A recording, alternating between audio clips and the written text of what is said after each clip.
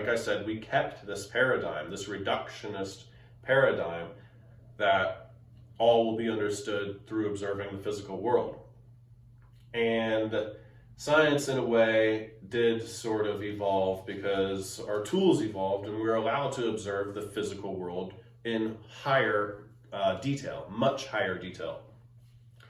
And instead of studying just the natural components like Galileo and Newton were through their rudimentary means and their organoleptic devices, we now have electron particle microscopes and deep space telescopes like Hubble and Sophia and etc., that allow us to look closer at the physical makeup of the world. And we have objects, we have atoms, we have subatomic particles, and then further it goes down into a foam.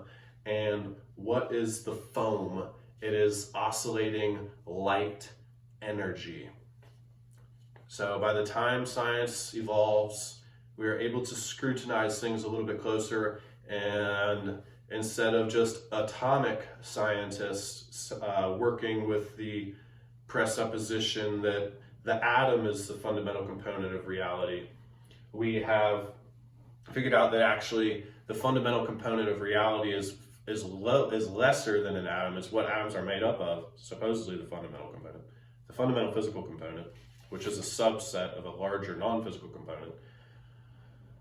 This fundamental physical component is light itself. And so these scientists in our tireless search for understanding are breaking down the nature of light to try and see what is light. What is the true nature of light? Have you ever thought about that?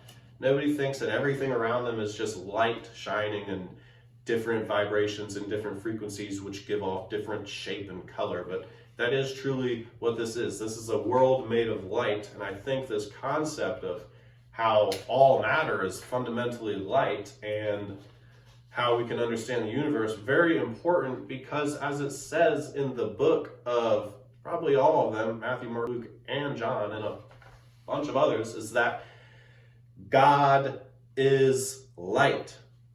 Okay, so we're moving in the right direction if we can admit, okay, God is light. Okay, let's study light. They're studying light, and what do they find out about God?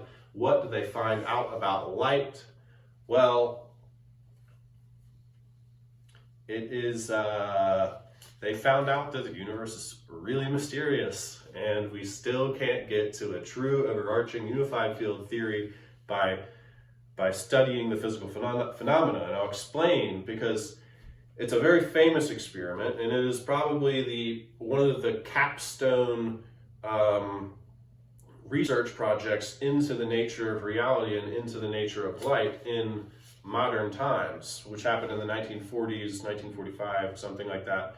The double slit experiments, which I'm sure we've all heard of and which nobody understands. And that's because, which I'm about to explain, our current understanding says it works in one way, and our current understanding is fundamentally flawed. It actually works in a completely different way. And so that's the reason why these scientists couldn't understand it, because they moved forward through centuries of time with these ancient ideas that are just not applicable in our current culture. And so when they ran the double slit experiments and they were looking at the light, they were shining photons, which whatever that means, whatever that is, and however you get a single photon to emit through a sensor, through a slit.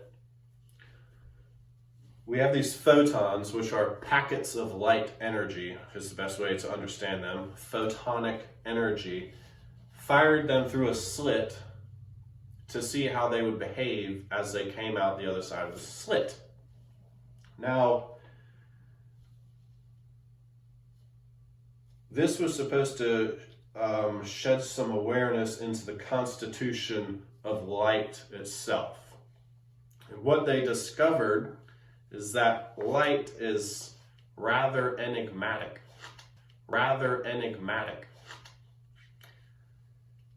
Light which had been found to be at this point fundamental to reality,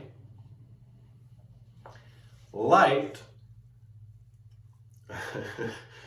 this is the big thing here because it's so obvious, but nobody's telling you. I'm here to tell you that light and our understanding of how the universe works up until our inquiry into light has told us that, well, the first law of Newtonian mechanics is that an object, a physical object that is in motion, tends to stay in motion until acted upon by another physical object, another physical force. Well,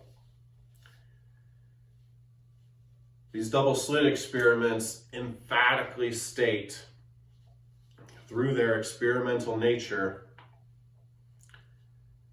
that light, photonic energy, the fundamental, or as it says in the Bible, God,